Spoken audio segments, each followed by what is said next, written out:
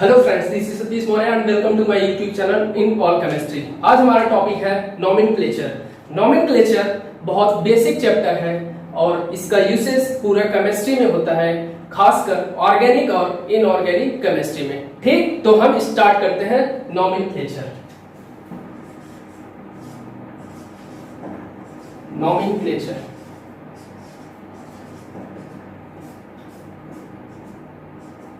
इसको स्टार्ट करने से पहले हमारे क्वेश्चन आता है कि why we study nomenclature. Nomenclature पढ़ने का जरूरत क्यों पड़ गया? इसको हम समझते हैं ऐसे कि हमारे पास लगभग करोड़ों से भी ज्यादा कंपाउंड है। उसे हम आइडेंटिफाई करने के लिए नोमेनक्लेचर पढ़ते हैं। जैसे कि हम जानते हैं कि जो हमारे पर्सन्स होते हैं, अलग अलग पर्सन्स, सबका अपना एक यूनिक नेम होता है जिसके द्वारा हम उनके आइडेंटिफाई कर सकते हैं कि वो पर्सन है। ठीक ऐसे नोमेनक्लेचर में भी बहुत ज्यादा कंपाउंड होने की वजह से इसको आइडेंटिफाई करना पड़ता है। उस वजह से ये हमें नोमेनक्लेचर पढ़ना पड़ता है। ठीक है। और नोमेनक्लेचर जो दिया गया था वो IUPAC द्वारा दिया गया था। किसके द्वारा? IUPAC द्वारा। अब ये IUPAC क्या है? IUPAC एक संस्था है जो यूएस में है। ठीक, ये क्या करता है, जितने भी हमारे केमिस्ट्री और साइंस एंड टेक्नोलॉजी में चीजें होता है वो IUPAC के द्वारा दिया जाता है। ये एक इंटरनेशनल संस्था है। ठीक, तो इसका फुल फॉर्म क्या होता है उसको हम देखते हैं। फुल फॉर्म होता है इसका international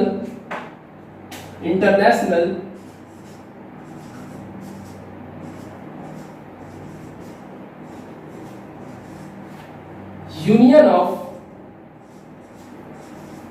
pure and applied chemistry. ठीक है। ये एस्टेब्लिश कब हुआ था? एस्टेब्लिश्ड हुआ था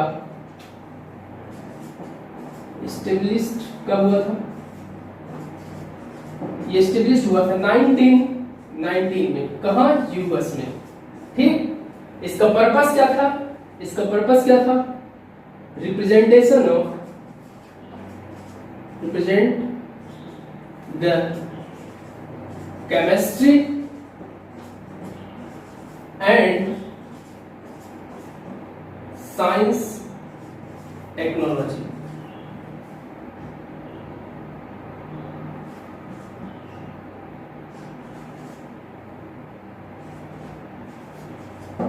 ठीक, इसका पर्पस था।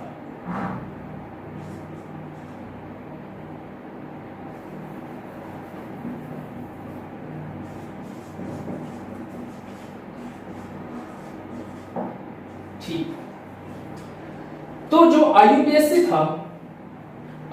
था इसने क्या किया था, अपने रूल्स बनाए थे और जिसके वजह से उसको हम आइडेंटिफाई कर सकते हैं कि कौन सा कंपाउंड है। ठीक, उसका नेमिंग कर सके ताकि हम उसे आइडेंटिफाई कर सके। चलो हम अब यहां से स्टार्ट करते हैं बेसिक से।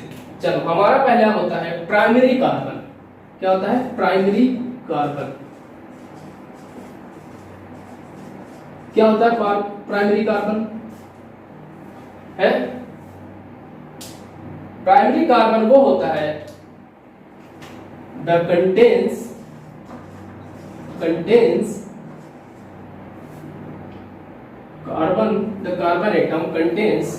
the carbon atom contains one another carbon atom. मतलब जो हमारा कार्बन होता है वो दूसरे कार्बन एटम से कनेक्ट हो। किससे?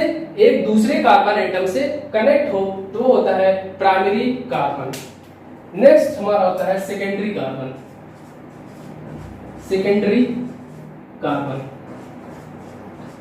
ठीक, सेकेंडरी कार्बन क्या होता है? The carbon atom contains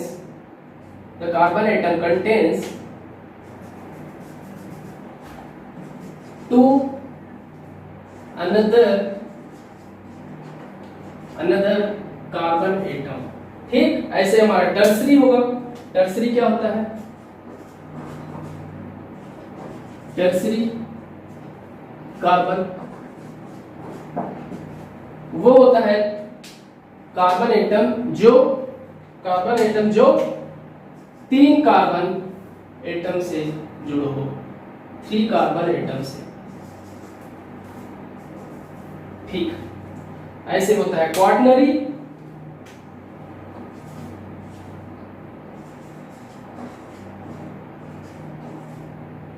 quaternary carbon वो क्या होता है? जो कार्बन एटम 4 कार्बन एटम से जुड़े हुए हो, 4 कार्बन एटम से जुड़े हैं, 4 कार्बन एटम। ठीक, चलो समझते हैं इसको। मान लो हमारे पास एक एग्जांपल है CH3 CH CH3 CH3 CH2 CH2 CH3। ठीक, ये जो प्राइमरी कार्बन होता है इसे हम 1 डिग्री से भी रिप्रेजेंट करते हैं। किससे? 1 डिग्री से, 1 डिग्री कार्बन से रिप्रेजेंट करते हैं। इसे 2 डिग्री कार्बन से रिप्रेजेंट करेंगे, इसे हम 2 डिग्री कार्बन से रिप्रेजेंट करेंगे, इसे हम 3 डिग्री कार्बन से रिप्रेजेंट करेंगे, इसे हम 4 डिग्री कार्बन से रिप्रेजेंट करेंगे। ठीक, अब देखो यहां से स्टार्ट करते हैं। ये जो कार्बन है इस वाले कार्बन से डायरेक्टली जुड़ा है। कितने कार्बन से? सिर्फ एक कार्बन से डायरेक्टली जुड़ा है। ये वाला कार्बन सिर्फ एक कार्बन से जुड़ा है, इस वजह से ये प्राइमरी कार्बन हो जाएगा, ये 1 डिग्री कार्बन हो जाएगा। ठीक, अब ये वाला कार्बन देखो, इस वाले कार्बन से भी जुड़ा है, इस वाले भी कार्बन से जुड़ा है। ठीक, तो कितने कार्बन से जुड़ा है? 2 कार्बन से, और जब 2 कार्बन से जुड़ा होता है तो सेकेंडरी कार्बन होता है। ठीक, उसे हम 2 डिग्री कार्बन बोलते हैं। ये वाला कार्बन देखो यहाँ पे इससे जुड़ा है, इससे जुड़ा है, ये भी क्या हो जाएगा? 2 डिग्री कार्बन। ठीक, 2 डिग्री कार्बन। अगर मान लो यहीं पे एक और हम CH3 लगा लें, यहाँ पे CH3 और लगा लें। ठीक, एक H यहाँ से हटा देते हैं, 1 2 3 4। ठीक, तो ये कितना हो जाएगा? 3 डिग्री हो जाएगा। कैसे? ये देखो, ये वाले कार्बन से जुड़ा है, फिर ये वाले कार्बन से जुड़ा है, फिर ये वाले कार्बन से जुड़ा है। कितने कार्बन से जुड़ा है? 3 कार्बन से। जब 3 कार्बन से जुड़ा होता है तो ये 3 डिग्री कार्बन हो जाता है। अब ये वाला कार्बन देखो, इससे जुड़ा है, इससे जुड़ा है, इससे जुड़ा है, इससे जुड़ा है। कितने कार्बन से जुड़ा है? 4 कार्बन से। इस वजह से ये हो जाएगा 4 डिग्री कार्बन, 4 डिग्री कार्बन। तो हम ऐसे पहचानते हैं primary carbon, secondary carbon, tertiary carbon and quaternary carbon. ठीक, इतना हो गया समझ में? ठीक है, अब हम चलते हैं आगे, इसको हम रफ करते हैं, आगे चलते हैं। चलो, हमारा नेक्स्ट है हाइड्रोकार्बन। हाइड्रोकार्बन, सैचुरेटेड हाइड्रोकार्बन देखते हैं। Saturated hydrocarbon, saturated hydrocarbon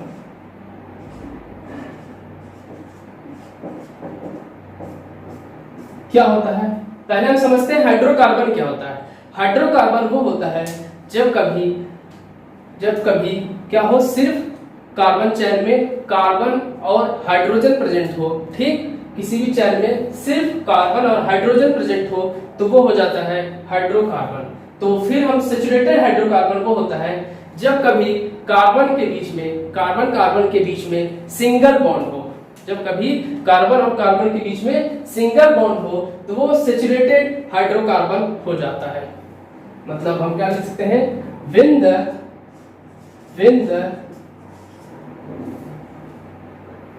when the carbon chain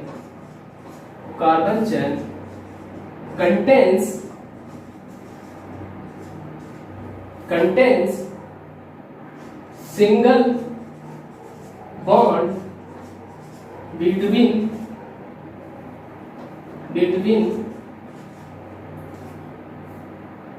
to carbon. ठीक, 2 कार्बन के बीच में जब सिंगल बॉन्ड होगा तो तो हमेशा वो सैचुरेट का हाइड्रोकार्बन कहलाएगा। ठीक, सैचुरेट हाइड्रोकार्बन कहलाएगा। ठीक है, अगर हम इसका जनरल फॉर्मूला देखें, जनरल फॉर्मूला हो जाता है इसका CnH2n+2। ठीक, इसका ये जनरल फॉर्मूला होता है। जैसे हम देखें अगर मीथेन,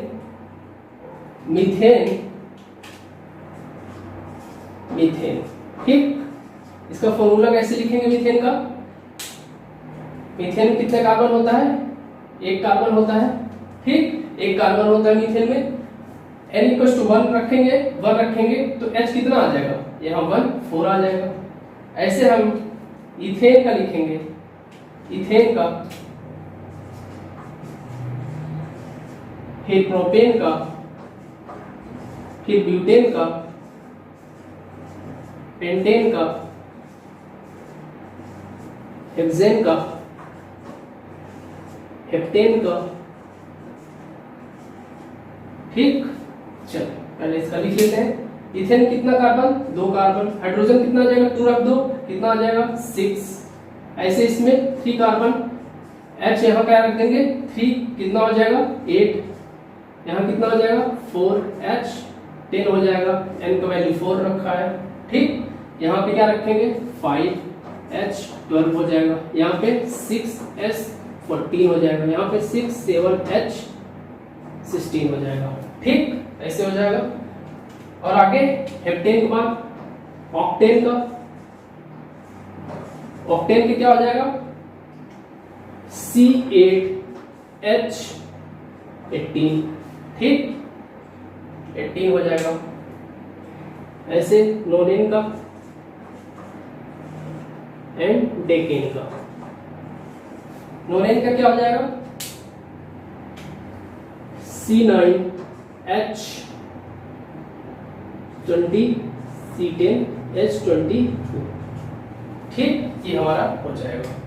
ये हो जाएगा हमारा सैचुरेटेड हाइड्रोकार्बन। अब हम आगे चलते हैं। आगे हम क्या देखेंगे? प्रेफिक्स क्या होते हैं, प्रेफिक्स N क्या होते हैं, प्रेफिक्स आइसो क्या होते हैं, प्रेफिक्स नियो क्या होते हैं। चलो हमारा टॉपिक क्या है? Prefix N। प्रेफिक्स N, ठीक, क्या होता है प्रेफिक्स N? प्रेफिक्स N वो होता है जब कभी एक कंटिन्यूअस चेन बनाए और वहां पे, तो हम वहां पे उसके आगे हम N लिखते हैं। N क्या हो जाता है वहां पे? Normal chain. ठीक, क्या हो जाता है? Normal chain. when the contain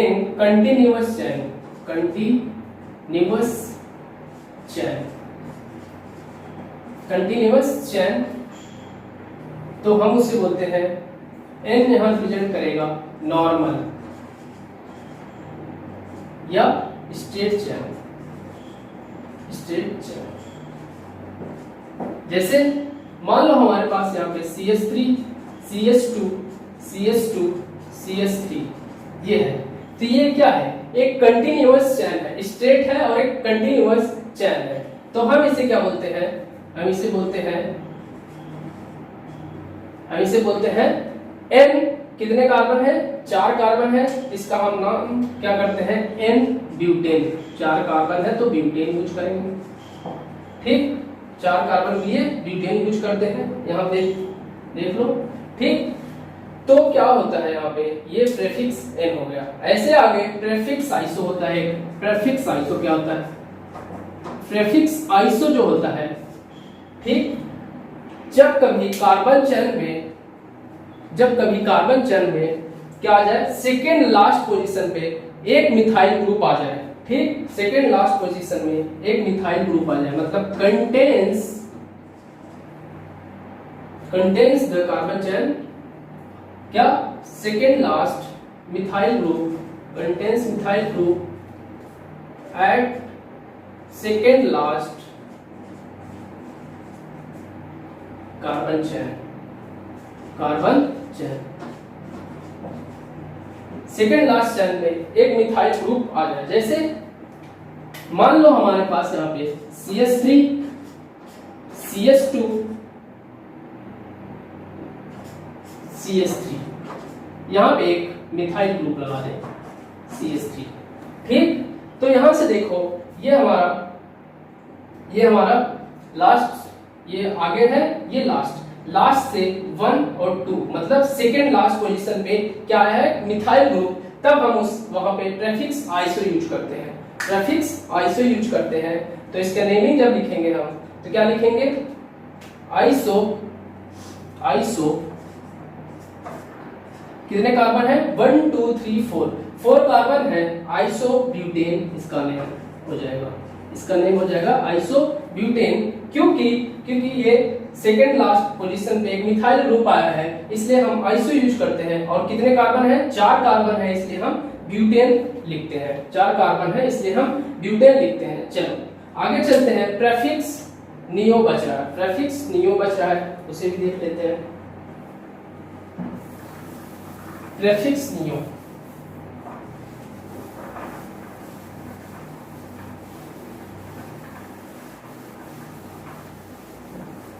prefix neo में क्या होता है, सेकेंड लास्ट कार्बन चेन पे 2 मिथाइल ग्रुप अगर प्रेजेंट हो, ठीक, सेकेंड लास्ट कार्बन चेन पे 2 मिथाइल ग्रुप अगर प्रेजेंट हो तो हम नियो बोलते हैं, प्रेफिक्स नियो यूज करते हैं।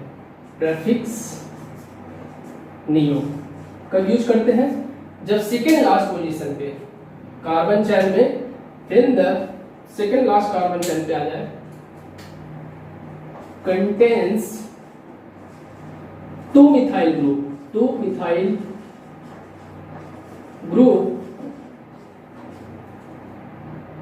at second last carbon chain. चलो एग्जांपल देखते हैं। मान लो हमारे पास यहाँ पे CH3 है, यहाँ पे CH3 ठीक, CH2 और CH3 हो गया, ये हो गया। अब देखो सेकेंड लास्ट के कौन सी पोजीशन है, यहां से देखेंगे ये है लास्ट पोजीशन, लास्ट से सेकेंड पोजीशन पे 2 मिथाइल ग्रुप है, ये क्या है, मिथाइल ग्रुप है। ये जो क्या होते हैं, ये मिथाइल ग्रुप होते हैं, ये मिथाइल ग्रुप होते हैं। तो 2 जब मिथाइल ग्रुप है तो हम नियो यूज करते हैं, क्या यूज करेंगे, प्रेफिक्स नियो यूज कर लेंगे। तो इसका नेमिंग हो जाएगा नियो कितने कार्बन है, 1 2 3 4 5 6 कार्बन है, तो हेक्सेन, ये हमारा नेमिंग हो जाएगा, अब हम आगे चलते हैं, ठीक, आगे हम पढ़ेंगे नॉर्मल हाइड्रोकार्बन, आइसो हाइड्रोकार्बन, ठीक, नॉर्मल हाइड्रोकार्बन, आइसो हाइड्रोकार्बन।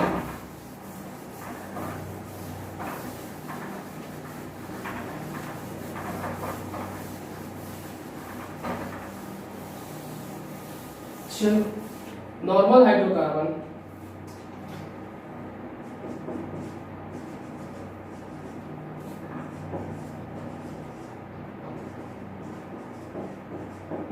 क्या होता है, नॉर्मल हाइड्रोकार्बन वो होता है, इसमें क्या होगा, जब जो प्राइमरी कार्बन होंगे और सेकेंडरी कार्बन होंगे, या तो प्राइमरी हो या तो सेकेंडरी हो या दोनों हो, ठीक।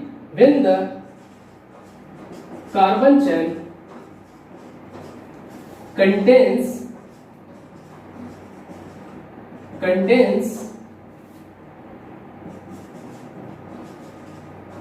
प्राइमरी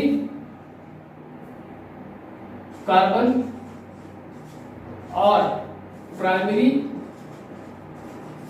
एंड सेकेंडरी कार्बन,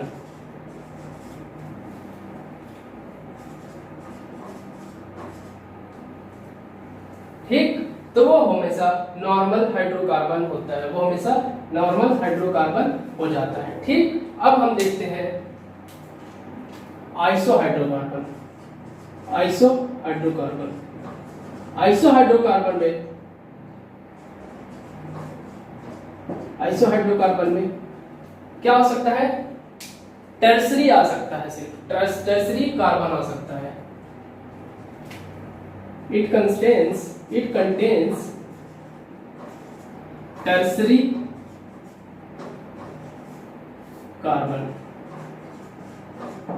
जैसे एग्जांपल देखो, CH3 होल ट्वाइस CH, ये हो जाएगा टर्सरी। ऐसे नियो हाइड्रोकार्बन होता है, नियो हाइड्रोकार्बन। इसमें क्या होता है, इसमें क्वार्टरनरी यूज होता है। इट कंटेन्स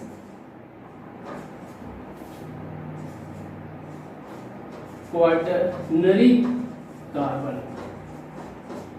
जैसे CH3 होल थ्राइस C। ठीक, ये हो जाएंगे हमारे नियो कार्बन। ठीक, इतने हो गए। अब हम आगे चलते हैं और देखते हैं अल्काइल।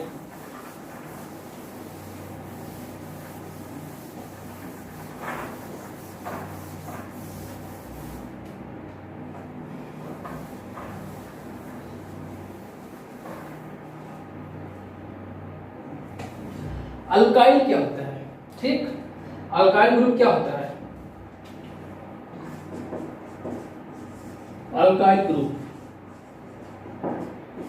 अल्काइल ग्रुप जब भी कभी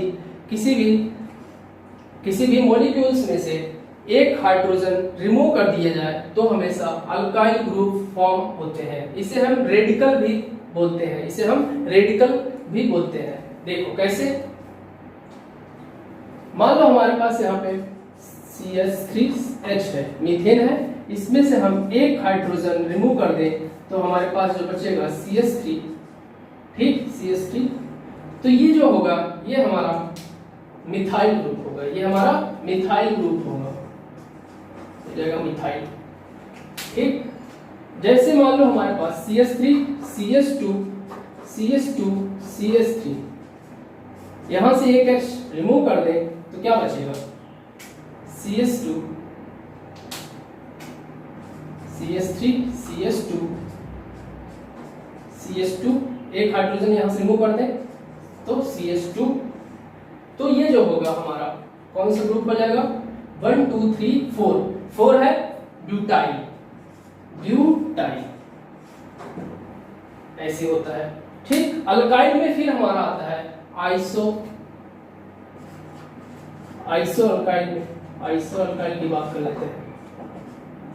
आइसो मतलब सेकेंड लास्ट कार्बन पे क्या आ जाए, एक मिथाइल ग्रुप आ जाए तो हो जाता है और आइसो। जैसे देखो यहाँ पे CH3 एक मिथाइल ग्रुप, CH2 CH3, यहां से हम एक हाइड्रोजन रिमूव कर दें तो हो जाएगा CH3 CH3 CH2 तो हम यहां से एक हाइड्रोजन रिमूव कर दें तो क्या हो जाता है, ये आइसो क्या हो जाएगा नेम इसका, आइसो। 1 2 3 4 5 के लिए हम क्या लिखते हैं, पेंटेन, एक हाइड्रोजन रिमूव कर दे तो पेंटाइल। ठीक, आइसो पेंटाइल। ऐसे हम नियो अल्काइल भी देखते हैं।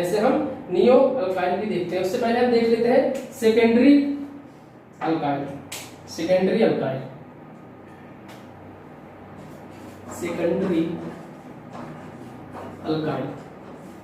क्या होता है सेकेंडरी अल्काइल में?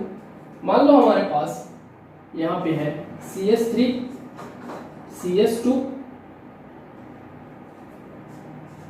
CH2 फिर से CH2 CH3। ठीक, ये है। अब देखो सेकेंडरी मतलब 2 डिग्री कार्बन, ये कितना है, ये है 1 डिग्री, ये है हमारा 2 डिग्री। ठीक, 2 डिग्री कार्बन, ये भी हमारा 2 डिग्री 1 2।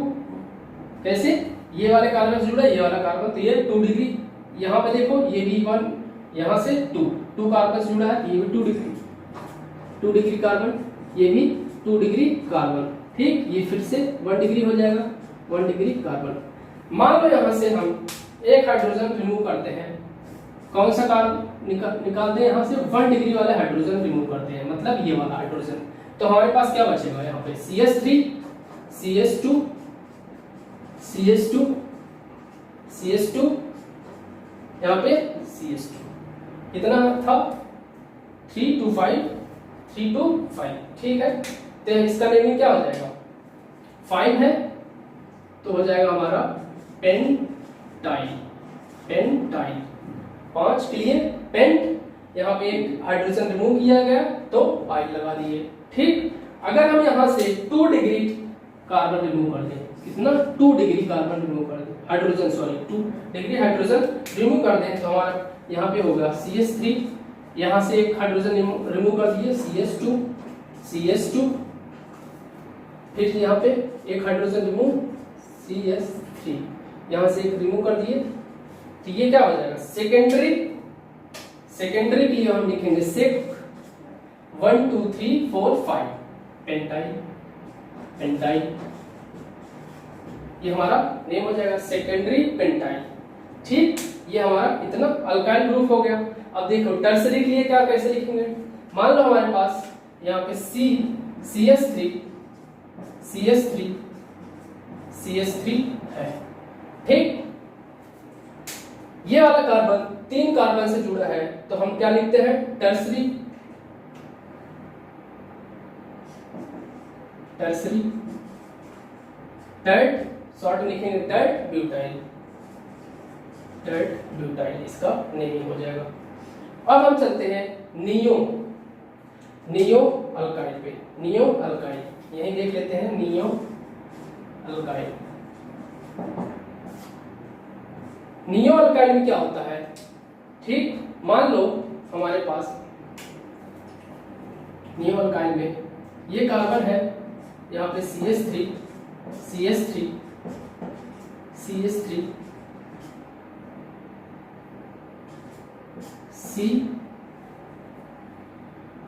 CH2, यहाँ से एक हाइड्रोजन रिमूव कर दिया गया।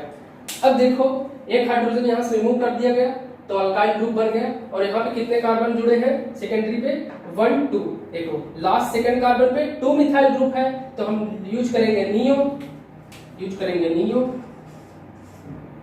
और कितने कार्बन है 5, तो पेंटाइल। तो ये हमारा नेमिंग हो जाएगा। यहां से अल्काइल ग्रुप हो गया। अब हम आगे चलेंगे, इसको रब करते हैं। सारे अभी बेसिक चल रहे हैं, पूरा इसमें बेसिक चलेंगे।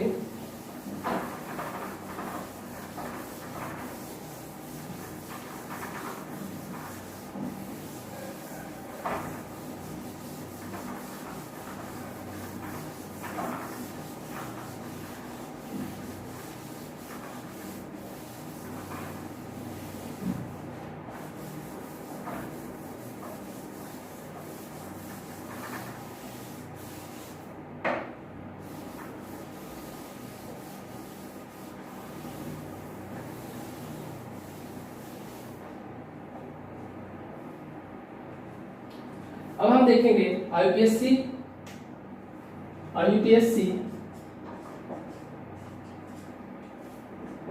Naming of organic compound.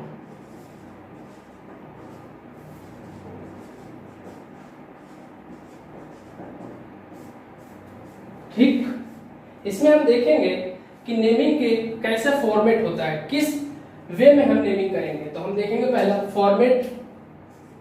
Format of naming. ठीक, फॉर्मेट ऑफ नेमिंग। तो हम क्या करते हैं, पहले हम लिखते हैं सेकेंडरी प्रेफिक्स। सेकेंडरी प्रेफिक्स, फिर हम लिखते हैं प्राइमरी प्रेफिक्स, इसके बाद हम लिखते हैं वर्ड रूट, फिर लिखते हैं प्राइमरी प्रेफिक्स सफिक्स, फिर सेकेंडरी सफिक्स।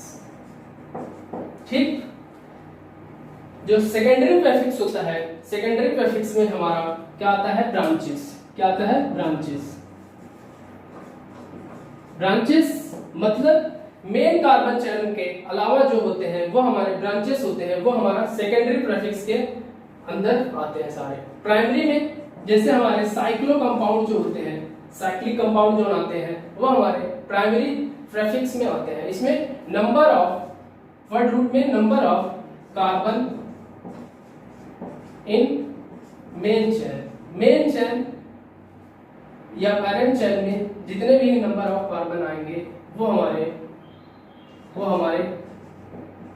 वर्ड रूट हो जाएंगे। प्राइमरी सफिक्स की बात करें, प्राइमरी सफिक्स में हमारे, प्राइमरी सफिक्स में क्या आ जाएंगे, सेकेंडरी में तो हमारे फंक्शनल ग्रुप आ जाते हैं, जितने भी फंक्शनल ग्रुप होंगे वो सेकेंडरी में आ जाते हैं, और प्राइमरी में आ जाएंगे तो हमारे जितने भी हमारे कार्बन चैन जो होते हैं वो ये वाले फॉर्म, जैसे सिंगल बॉन्ड जो बनाएंगे वो इसके अंदर डबल बॉन्ड कितने होंगे या ट्रिपल बॉन्ड कितने होंगे वो प्राइमरी सफिक्स में आ जाएंगे। ठीक, प्राइमरी सफिक्स में आ जाएंगे। चलो आगे देखते हैं इसको हम। मान लो हमारा जो प्राइमरी सफिक्स था, प्राइमरी सफिक्स, इसे और अच्छे से इलेबोरेट करते हैं। प्राइमरी सफिक्स में जो हमारे सिंगल बॉन्ड एक बनाएंगे तो ये होते हैं हमारे एन होते हैं। सिंगल बॉन्ड जब बनाएंगे इसको हम लिखते हैं एन, डबल बॉन्ड जब बनाएंगे तो इन, ट्रिपल बॉन्ड जब बनाएंगे तो आइन लिखते हैं। ठीक, ये हमारे हो जाते हैं, आइन लिखते हैं। मान लो हमारे पे क्या आ जाएगा, किसी भी कार्बन चैन में दो डबल बॉन्ड आ जाए तो हम डाइईन लिखते हैं। टू डबल बॉन्ड्स आ जाए तो डाइईन, डाइईन कब लिखेंगे, जब टू डबल बॉन्ड आ जाए। ट्राईईन ऐसे कैसे लिखेंगे, ट्राईईन जब थ्री डबल बॉन्ड आ जाए। ऐसे ही डाइईन कब लिखेंगे, जब टू ट्रिपल बॉन्ड आ जाए। ट्राईईन जब थ्री ट्रिपल बॉन्ड आ जाए। तो ऐसे चलता रहेगा। ये हमारे प्राइमरी सफिक्स में आ जाएंगे, ये हमारे प्राइमरी सफिक्स में आ जाएंगे। और अब हम देखते हैं सेकेंडरी सफिक्स में जो आएंगे हमारे फंक्शनल ग्रुप्स आगे आ जाएंगे। ठीक, फंक्शनल ग्रुप आ जाएंगे सेकेंडरी में। सेकेंडरी सफिक्स में जितने भी हमारे फंक्शनल ग्रुप होंगे वो इसमें आ जाएंगे। ठीक, वो हम आगे देखेंगे।